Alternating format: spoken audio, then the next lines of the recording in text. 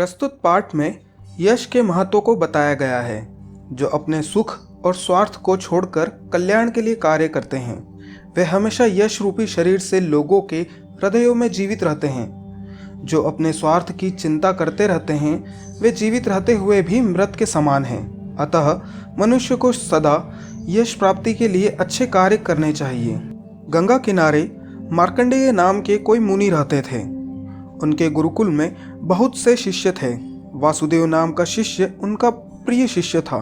जब वासुदेव का 12 वर्ष तक का अध्ययन समाप्त हुआ, तब गुरु ने उसे बुलाकर कहा, शिष्य, अब आप समस्त विद्याओं में निपुण हो गए हो, इसलिए यहाँ से दूर अपने ग्राम जा सकते हो।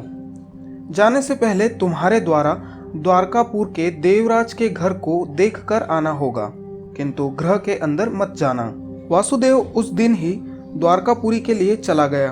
3 दिन की यात्रा के बाद उस गांव में पहुंचकर उस गांव के द्वार पर स्थित लोगों से पूछता, देवराज का घर कहाँ है?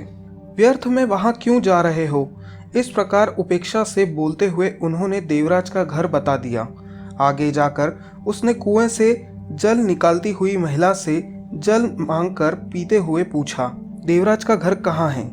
आपने उस पापी का नाम मेरे सामने क्यों लिया? ऐसा कहते हुए वह महिला वहां से चली गई। कुछ आगे जाकर वासुदेव ने एक मंदिर देखा।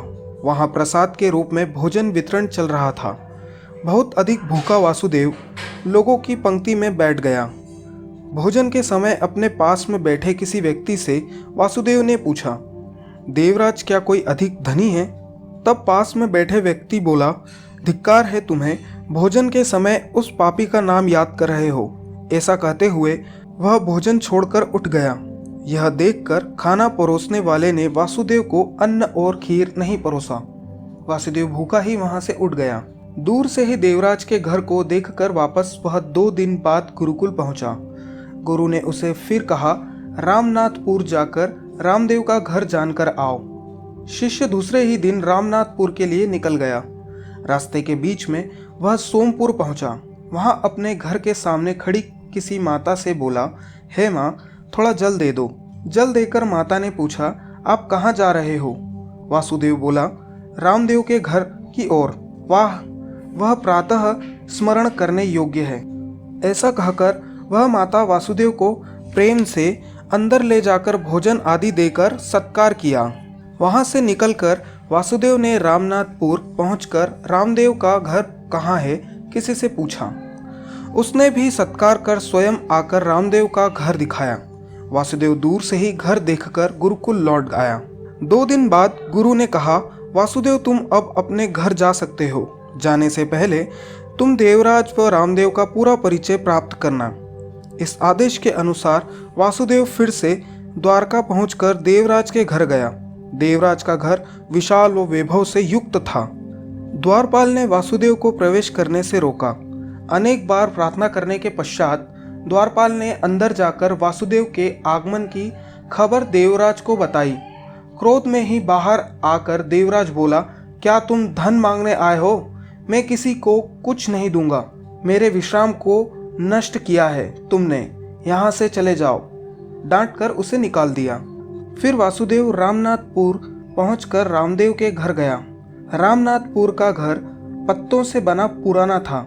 किसी युवक ने उसका आदर सहित स्वागत करके भोजन पानी आदि से उसका सत्कार कर आराम करने की व्यवस्था की। आराम करने के बाद उसने, मैं रामदेव का पुत्र हूँ, ऐसा कहकर अपना परिचय दिया व आने का कारण पूछा। जब वासुदेव ने रामदेव को देखने की इच्छा प्रकट की, तब पुत्र ने एक छाया चित्र दिखाकर दुख से कहा, मेरे पिता 20 वर्ष पहले ही स्वर्ग सिधार गए हैं। अब इस संसार में केवल उनकी स्मृति ही रह गई है।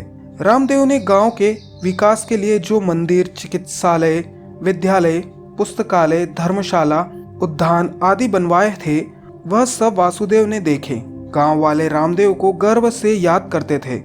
देवराज के जीवित रहते हुए भी कोई उसका आदर नहीं करता, जबकि रामदेव तो 20 वर्ष पूर्व ही स्वर्ग चले गए, फिर भी लोग उन्हें प्रतिदिन याद करते हैं। जो समाज के हित की सोचते हैं वे मरकर भी जीवित रहते हैं।